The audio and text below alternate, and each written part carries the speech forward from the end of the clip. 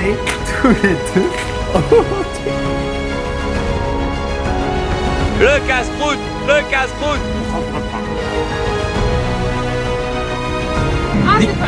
Ah, ça tient cette chose. Mais t'as pas vu?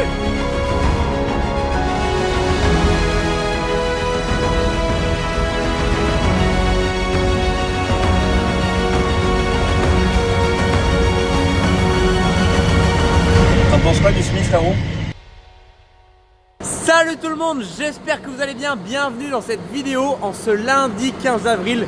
Et oui, déjà mi-avril. Vous voyez ma tronche ce matin, j'ai déjà fait un gros coup de Karcher sur le pulvé. Il était ourdé, là. Vous voyez, comme le tracteur. Là, ça va être au tracteur de passer au lavage. Il est ourdé. Forcément, on a fait plein de pulvés récemment sur les blés colza. Le père est affairé en train de remonter le rouleau. Le pauvre, la semaine dernière, les roulements étaient morts. Tous les roulements ont cassé sur les rouleaux, c'était mieux.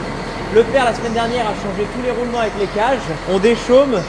Et dans une parcelle, il y avait gros de cailloux. Boum, la cage du roulement qui a explosé. Donc là, le père s'occupe à faire ça. Et remet en route le déchaumeur à dents parce que oui, cette semaine, on va essayer de semer le lin. Je vous avez parlé qu'on va se lancer dans la culture de lin. Ça va être l'occasion de vous présenter cette culture qui est pas beaucoup. Enfin, c'est surtout dans ma région, dans le coin un peu le nord de la France, que cette culture est menée. Du coup, ça peut être intéressant de vous la présenter de A à Z. Vous allez vous lancer avec moi dans cette aventure où je vais m'aventurer justement dans le lin. Donc, les sols ont réessuyé un peu. Le lin est une culture quand même qui nécessite une terre réessuyée et un peu réchauffée. On avance dans les dates. Cette semaine, ils annoncent, on sait pas, un coup un peu de pluie, peut-être oui, peut-être que non. Je pense qu'il va pas forcément pleuvoir. On va aller ouvrir le sol pour que la terre se réchauffe un peu, se réessuie encore un peu mieux et essayer de semer le lin. Je lave le 660 parce qu'on va semer avec le combiné de semis 3 mètres herse rotative et le Gaspardo. En tout cas, je vous souhaite une bonne vidéo, le pouce bleu, continuez de vous abonner. On est déjà 220 000 sur la chaîne, c'est énorme. On continue le chantier. Je vous fais tout de suite un avant-après du 660 lavé. Voilà, pas de mai. Oui, t'es toujours là, toi. Toi, t'es toujours là. Toi, t'es toujours là.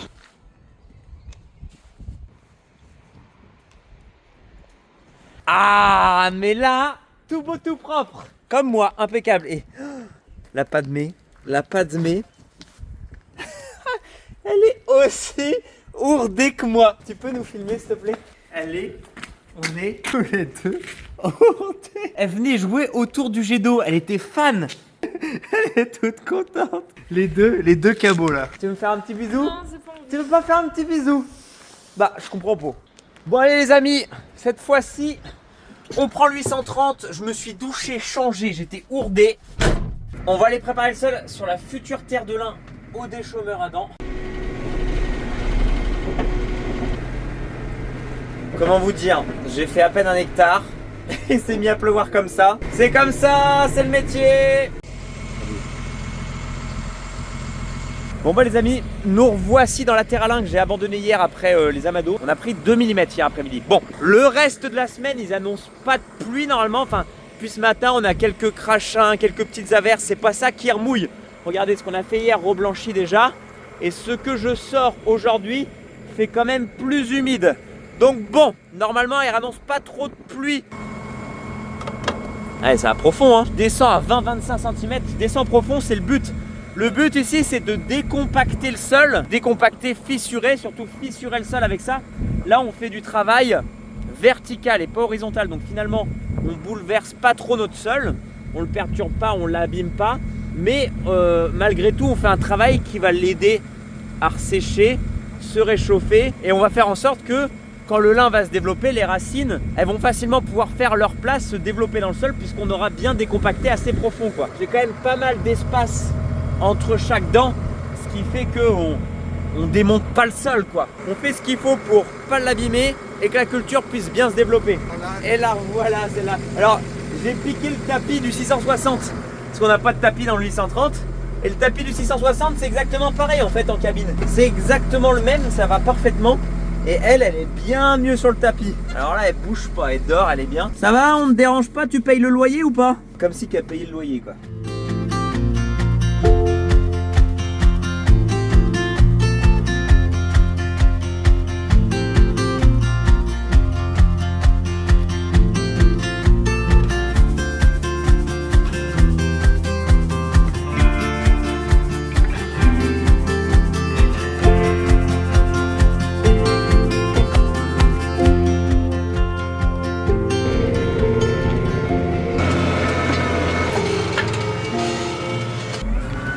Et ben je suis très content, très satisfait de ce qui s'est passé aujourd'hui, de la météo tout simplement. Je suis rassuré pour mes Midlin, j'y crois, je pense qu'on va réussir à semer ce foutu lin cette semaine. Merde. Les dates de préconisation, on dit à partir du 15-20 mars, si terre essuyée et réchauffée. Aux dates où on est, c'est pas encore dramatique, on n'est pas en retard aux dates où on est, mais on est aux dates, on se dit bon, on s'aimerait bien cette semaine quand même. Donc là, on a eu un soleil de zinzin cet après-midi. Ce qu'on a commencé à travailler en fin de matinée, début d'après-midi, ça a déjà vachement reblanchi. Quand les mottes seront bien sèches, blanches, d'ici 24 heures à peu près, on va venir avec le déchômeur à disque parce que ces mottes là, comme elles seront sèches, elles vont beaucoup plus facilement s'émietter, s'exploser au passage du déchômeur à disque. On cherche quand même une terre assez fine, donc on va pas juste venir avec les herses rotatives lors du semis. On va quand même refaire un boulot d'émiettement avant avec le déchômeur à disque.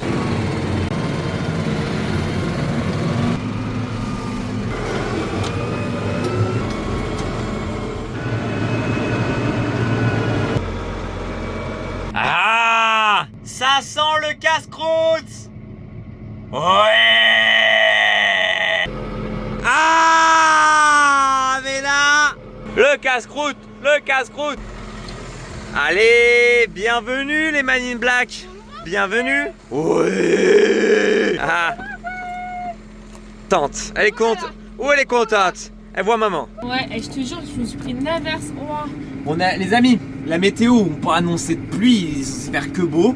Mais Normandie, les averses, mais bon, le soleil est de retour. Le sol est quand même blanchi. Donc on va aller éclater ces mottes. Ça te plaît ou pas le boulot?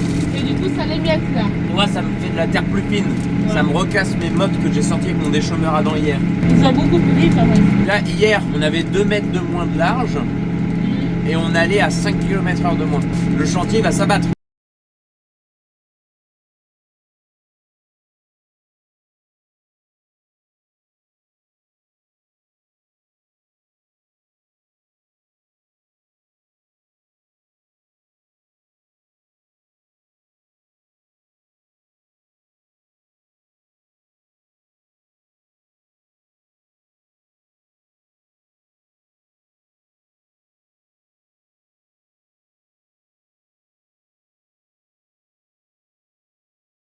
Je viens à l'instant de tout lui expliquer comment ça fonctionne, c'est à toi. Ok. Elle est en stress. Attends, tu veux pas juste sur le début? Non, maintenant. Le ça. Vas-y, assieds-toi, attends, l'autoguidage s'est enlevé, c'est bon, je le remets. Ah, j'ai peur. Ta vitesse. Voilà, ça ralentit. J'appuie sur ça? Ouais, en arrière, là, ça lève, tourne en même temps, tourne, tu vas dans l'air. Ok. Non, là, c'est pour baisser. Pour lever, c'est celui-là. Merci. Ok, on est pas trop mal. Je m'en mets bien. Là, tu t'alignes. Je baisse. Attends, tu t'alignes, tu baisses. Non, là, tu... Ah, le ça. Je baisse là. Tu baisses. Ok, je rebaisse ça. Ouais, tu baisses ça. J'appuie sur ma vitesse. Non, parce que là, t'accélères pas. Ah, ok. Donc là, une fois que tu as tout baissé, tu peux avancer. Tu appuies sur l'autoguidage. Sur l'autoguidage. Et là, une fois que tu es tout aligné, tout baissé, tu peux appuyer sur ta vitesse. Donc je vais arriver, j'enlève ma vitesse. Je relève, je lève. Non, c'est là levé. Oui, donc c'est là levé? Oui. Là c'est baissé. Voilà. Ok. Ah bah tu vois, regarde, on avait mal baissé notre outil, il a pas trop déchômé. Oh non. Bon, vas-y, concentre-toi. La vitesse. Ouais. J'enlève. Ouais. Je relève. Oui. Voilà. Je fais mon demi-tour. Voilà, tu te ralignes. Et là je baisse. Tu baisses. Non, là t'as été trop loin. Ah mince, ok. Ok, Tu là, baisses. Ouais, tu baisses. Ton autoguidage. Voilà, et là tu peux mettre ta vitesse. Ta vitesse, tu la fais en dernier. C'est-à-dire que ta vitesse, tu te dis, ok, je peux accélérer que quand tout est bon Quand je suis autour. bien mis. Voilà. Bon, d'abord que tout soit baissé, machin, la vitesse c'est pas important. C'est une fois que tout est bon, tac, on peut accélérer. Et ce qui est bien que le 660, je le place ici, avec le 660, toutes ces manips là que tu as du mal à coordonner. Ah, c'est en un seul bouton. Je peux les lier en un seul bouton. Donc ce qui est bien pour les tracteurs comme le 660, c'est que quand tu as un stagiaire ou tu as un nouvel ouvrier sur la ferme ou quoi, des gars qui sont novices, ça peut prendre un peu de temps de les former, parfois on n'a pas le temps. C'est-à-dire que nous on programme le tracteur en amont avec nos boutons. C'est-à-dire qu'une débutante comme Manon, tu arrives, tu lui dis écoute, là tu appuies sur ce bouton là quand tu arrives dans le champ, tu appuies sur ce bouton là quand tu sors pour faire ton demi-tour. Point. Avec 2 boutons. T'as pas toute cette. Bon, après tu vas assimiler vite, c'est pas compliqué. Oui, on n'est pas en train de faire une opération à cœur ouvert, c'est bon, tu vois, ça va se faire. Oui, tu te calmes. Pardon. Ouais. Non, là. Ouais. vais, Ouais, je me raligne, ouais. Ça, je baisse, autoguidage. tu lâches le volant pour tes gages. J'ai mis. Ouais, c'est bon. Moi j'aime bien. T'aimes bien? Est-ce Ouais. que c'est un métier que tu te verrais toi toute la journée tourner comme ça dans un tracteur? Bah je pense au bout d'un moment tu t'ennuies, non? Bah là ça va vite donc c'est Bah, différent. en vrai de vrai, je sais pas ce que vous faites vous, c'est pas forcément bien ce que je fais, mais bah, quand t'as des longues longueurs comme ça, que t'as l'autoguidage, que t'as juste à faire les boutons en bout de champ, j'ai le téléphone dans une main, je Ouais. scroll sur TikTok, je regarde les stories Insta, je regarde une vidéo YouTube. Donc en vrai de vrai, c'est plutôt tranquille quoi. Il y a juste que, tu vois, je regarde comme ça. Et Alors quand tu rentres que t'es fatigué, en fait t'as un gros menteur. Allez, faut les mettre les semences dans le semoir. Ouais. Et il est 13h40, mais toute la matinée, j'ai fait quoi? J'ai attelé le déchaummeur, j'ai graissé, j'ai attelé le semoir, j'ai changé les pignons du semoir, Là, j'ai vidé la semence du je semoir. Je lève. Il y a du boulot quand même, merde! Impeccable. Ouais, moi c'est bien, ça va être un autre truc ça à mon avis. Hein. Non, non, non. Bref, les amis, et oui, instant promo! Haha! Et oui, les nouveaux pulls marque A2C. J'ai eu ce commentaire dans ma dernière vidéo. Tu as repeint le tracteur, du coup, il va falloir remettre à jour les pulls. C'est chose faite. On a un peu anticipé, la masse a été repeinte en gris. Elle n'est pas encore repeinte, mais ça devrait pas tarder.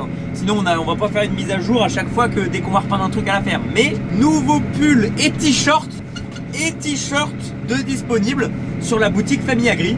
Bastien et Germain qui m'envoient un message en disant frérot, t'as repeint le 830, mais du coup, vas-y, c'est l'occasion de remettre à jour les t-shirts avec la nouvelle couleur et proposer un nouveau coloris. Voilà les amis. Allez en description, cliquez sur le lien, allez faire un tour sur la boutique Famille Agri. Procurez-vous les pulls et t-shirts si vous en avez envie. C'est pas obligé aussi. Mais voilà, impeccable. Comme ça, vous serez de la nouvelle team. Les anciens pulls, enfin les autres pulls et les autres t-shirts seront toujours disponibles avec l'ancien coloris. Ou les souvenirs du 830 comme il était avant. Ou tout simplement, il y en a, ils préfèrent en vert. Voilà les amis. Bon allez, nous on continue puis on se reprend après.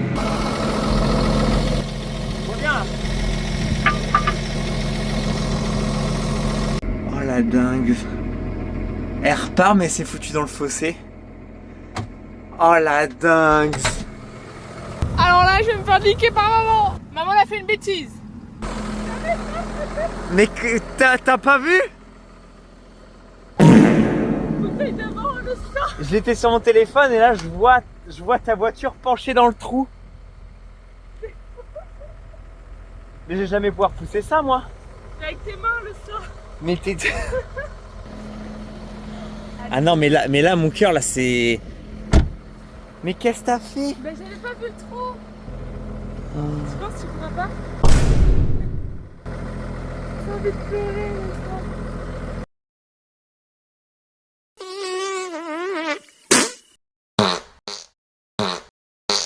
Elle est posée. Mais non, ça y fera rien mon cœur. Fais pas de marche avant, fais pas de marche avant. Bon bah on abandonne la voiture là. Il n'y a plus qu'à aller chercher un câble. On a mis le crochet à l'attelage mais j'ai rien de quoi. Enfin j'ai pas de câble. Là si j'avais un câble sur moi, une sangle, je l'aurais sorti avec le tracteur en 2 secondes, mais on a pas ce qu'il faut quoi. On était reparti pour que moi je rentre à la ferme et qu'elle rentre chez nous en mode bon bah allez j'ai fini le champ fin de journée. Mais comment t'as fait pour pas voir qu'il y avait un... non, mais parce que c'est vallonné, je vois pas la bosse. Les gens ils vont croire qu'on en a fait exprès ou pour les vues ou quoi, mais vraiment même moi je ne sais pas comment t'as fait. Mais j'ai avancé, je me suis dit je vais faire mon demi-tour tranquille comme je fais à chaque fois. J'ai pas vu la bosse là et ma voiture elle est partie toute seule, elle a glissé. J'ai glissé chef. Moi en fait j'étais sur mon téléphone, je sais pas ce que je faisais, je relève la tête et là je la vois, la tête piquée dans le fossé, je fais oh putain. Toute penaud. Je me suis dit au début je la regardais 2 fois, je me suis dit bon elle a fait exprès pour me faire rire, mais sur le coup ça me fait pas rire parce que je me dis elle sortira pas de là où elle est, c'est impossible. Puis non, elle a pas fait exprès. Je me dis je vais me faire tuer, il va m'engueuler, il va me dire putain mais t'es vraiment trop conne. Ouais je vais pas t'engueuler, ça sert à rien de t'engueuler. Bon, du coup on a pris les sangles et les manilles. Bon ça va le faire hein. Ça j'ai aucun doute hein. Lui il va y arriver. Par contre faudrait pas du coup dans l'excitation lui arracher le pare-choc. Ça c'est sûr qu'il va y arriver, mais si la bagnole veut pas trop y aller, bon normalement c'est costaud, ça n'a pas forcé le problème, c'est que je peux pas la tirer parfaitement droit. Regarde, j'ai pas la place, j'ai le tas de fumier. Donc là pour la tirer en marche arrière, je vais reculer, mais à mon avis ça va la faire ripper un peu sur le côté en espérant que ça rippe et que bah oui j'arrache pas tout parce que bah, pour le 830 tu parles c'est une pacotille, c'est...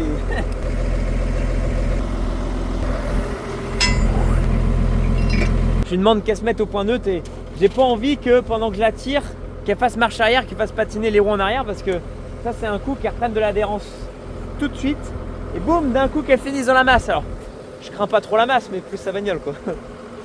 T'es au neutre? Je fais décoller le drone. Oui. Bon bah quitte à faire décoller le drone, tant qu'on en est là.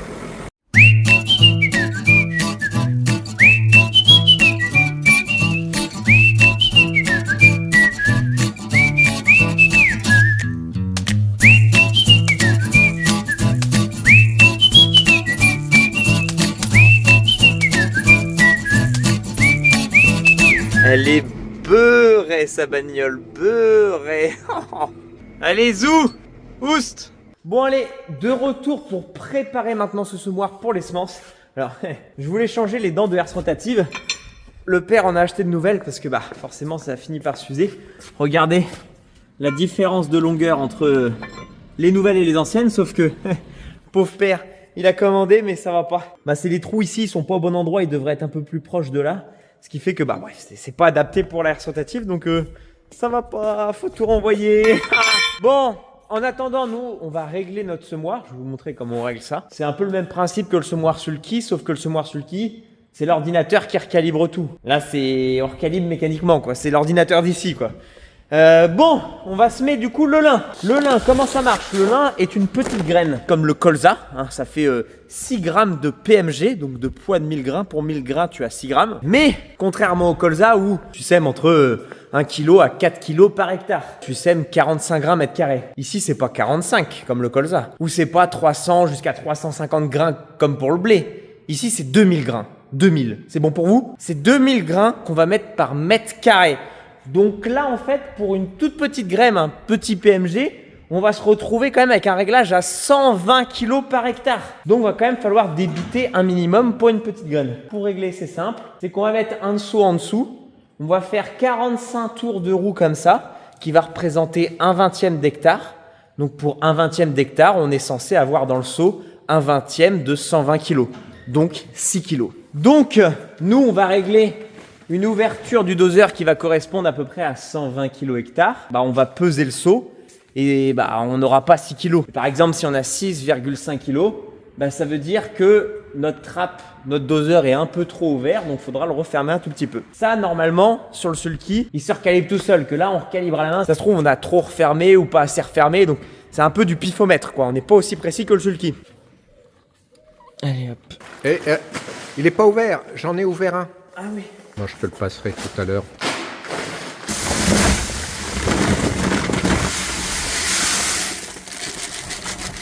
Voilà à quoi ça ressemble. Impeccable. C'est ça, je l'avais laissé comme ça, et puis j'avance. Allez, tout cassé. Ah, t'avais tout cassé? Ah oui. 10, 21. On doit pas être trop mal. 5,61 moins les 0,68. Donc là, on est à 4,93 au lieu des 6 kg, donc on n'est pas trop loin. Faut ouvrir un petit peu, mais de combien de tours, on ne sait pas trop. Donc on ouvre un peu au pifomètre le doseur et rebelote. Se met du colza, hein, c'est pas évident avec ça. Bah oui, tu m'étonnes, je mets le colza avec ça, tu devais pas être très précis. 6,19.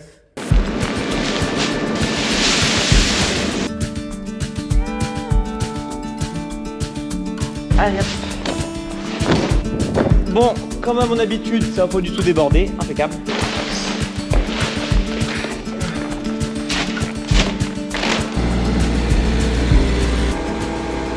Allez, on y a remis le 430 sur le pulvé, forcément le 660 est sur le semoir. Donc là, tout simplement, on remplit de l'azote, on va apporter de l'azote juste avant le semis, un peu comme au maïs. Ça va être incorporé au passage du semoir avec la herse rotative. Là, on apporte 40 unités d'azote qui vont être directement disponibles pour l'Inde.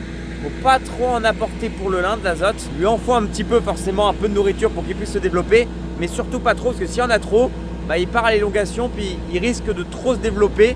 Et après, il va se coucher, il va tomber, il va verser. Donc voilà, on remplit le pulvé, on remplit le semoir. Et il n'y a plus qu'à décoller, qu'à essayer de semer.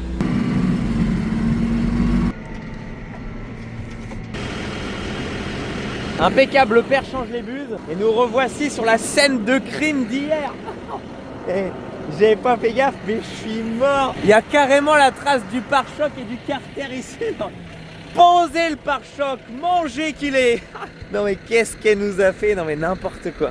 Hop là. Bon bah la terre là, ça a fait de l'émiettement depuis hier, vous voyez. Et regardez, une belle terre bien émietté comme ça. Et le passage de la herse va finir de recasser des mottes comme ça. C'est vrai que ça fait terre fine. C'est pas trop agriculture de conservation, mais bon, pour le lin, c'est les conditions de sol qui sont requises.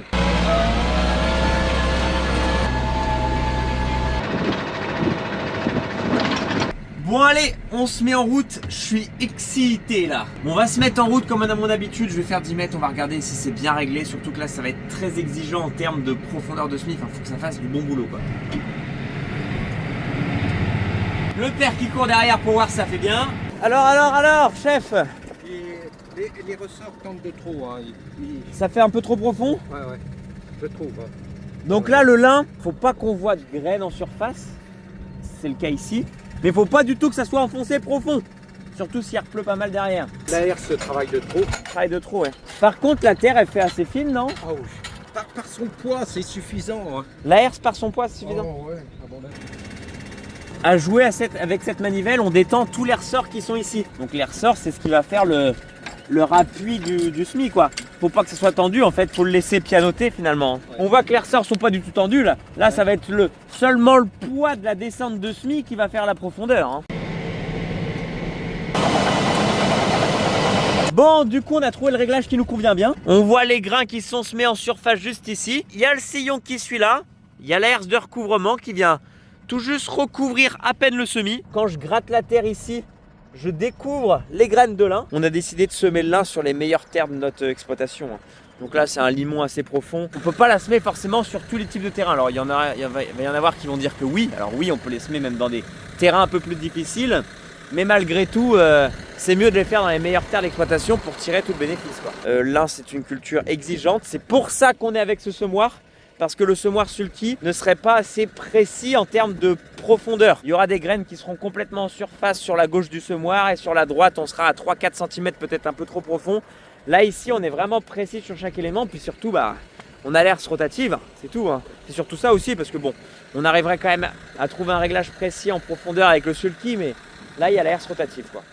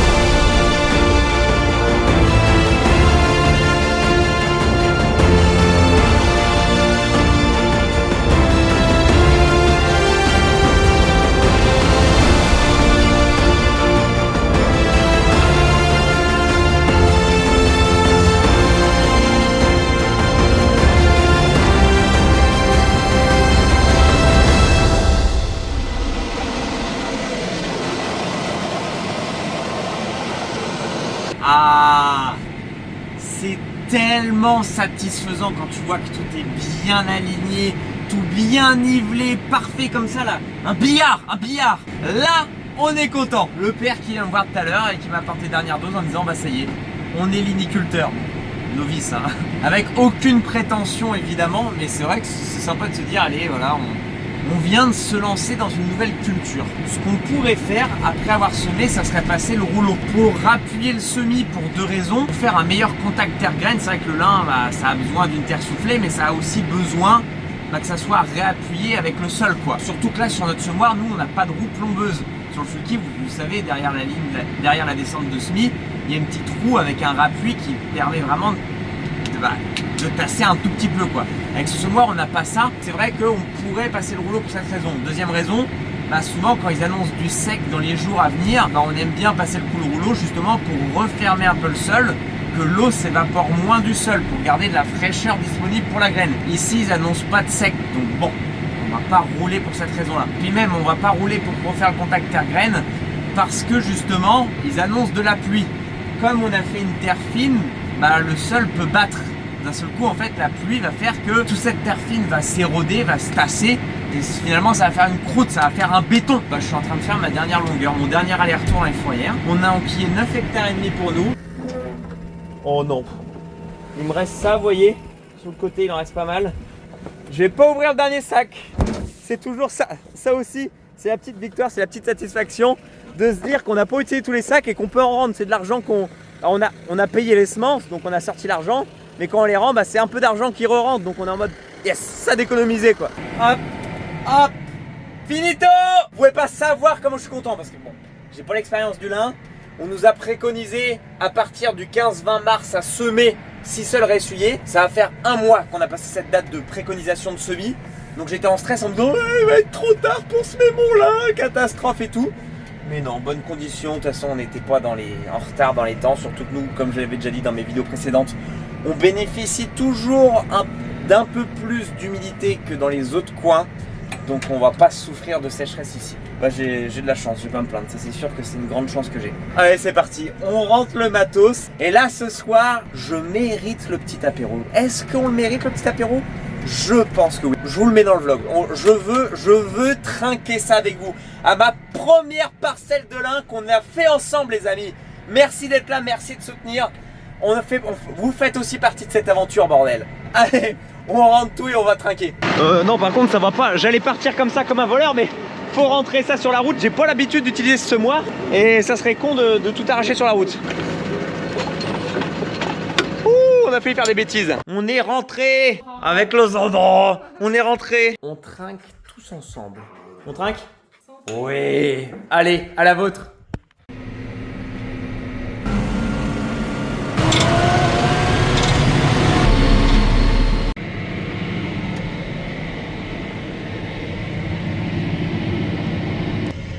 T'en penses quoi du semis, frérot? Ça te convient? C'est assez fin? Est-ce que c'est bien enterré la graine? Ouais? C'est ok pour toi le snow? Regardez comment la Padmé elle a grandi. J'ai mis des hormones de croissance, vous avez vu comment elle a grandi? Oh Padmé. Non, c'est pas Padmé. Je vous présente Snow, Zozo pour les intimes. Il s'appelle Snow, mais on l'appelle, oh regarde, oh le Zozo. Oh mon petit Zozo. En fait, bah, je vous présente du coup Snow, le berger australien de ma copine. T'es mieux là, Snow, il y a plus de place ici. Tu peux t'allonger ici. Il a plus de place. Donc oui, en fait, Snow, c'est le berger australien, c'est le chien de ma copine. Et forcément, bah, comme elle a déménagé maintenant qu'elle vit avec moi, bah, elle a déménagé aussi avec le chien. Donc bah, j'emmène tout le temps Padmé à la ferme, parce que c'est elle qui me suit partout. Mais on s'est dit, allez viens cet après-midi, pour une fois, j'emmène le Snow, le Zonz, un Zonzo. Je l'emmène comme ça pour lui faire découvrir le tracteur, pour le changer un peu, etc. Donc t'es content, Zonz?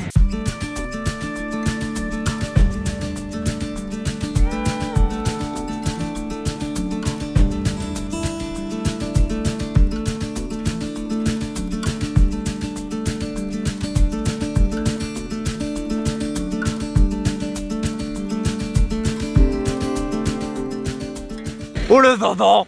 Oh le dindon, le dindon, le dindon! Oh oui, oui, oui! Oui, ça c'est un méchant chien! Méchant chien! Ouais, Zanzan! Haha! T'es fou! On fait le plein de semences! On en profite pour le sortir un peu le snow! Ouais, ouais! Gilbert nous a amené la palette avec le télescope. On a quasiment fini là, donc je vais mettre 2 sacs. Ah! Ça y est! Là, terminé! Il n'y a plus qu'à ranger le matos. Donc qu'est-ce que tu fais sur le siège, toi le Zanzan? Ah! Coucou Zanzan! Non, non, non, non, certainement pas. Certainement pas. Allez hop! Ah! Par terre! Il a dormi les 3 heures de tracteur. Enfin, dormi. Il était allongé par terre, il regardait. Il était curieux. Bon bah, semis de lin terminé. De toute façon, il n'y a pas gros d'hectares. Là, on a fait 5,21 pour Gilbert. On a fait 9,20 pour nous hier. On va avoir beaucoup de boulot d'observation. De toute façon, je vais revenir en vidéo avec vous sur les observations que je vais faire, les réflexions. Merci à Théo! Théo, mon pote, vous l'avez déjà vu plusieurs fois dans des vidéos, etc.